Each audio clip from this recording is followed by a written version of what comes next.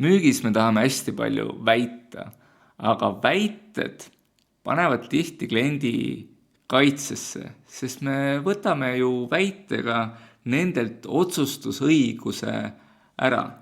Ja seega soovitan mina kasutada pehmendavaid lauseid väite ees. Toome näite, et ma tahaks kliendile öelda, et su tulemus sõltub ainult 2 müügiinimesest. Selle peale klient võib minna kaitsesse, aga kui ma ütlen seda nii, võib-olla ma eksin, aga mulle tundub, et sinu tulemus sõltub ainult 2 inimesest. Kas see on parem või halvem? Saab ka kasutada, ma ei ole kindel, kas see on üldse sinu jaoks teema. Aga ma olen näinud paljudes tiimides seda ja seda. Proovi pehmendavaid lauseid väidete ette ja vaata, kas kliendi kaitse väheneb.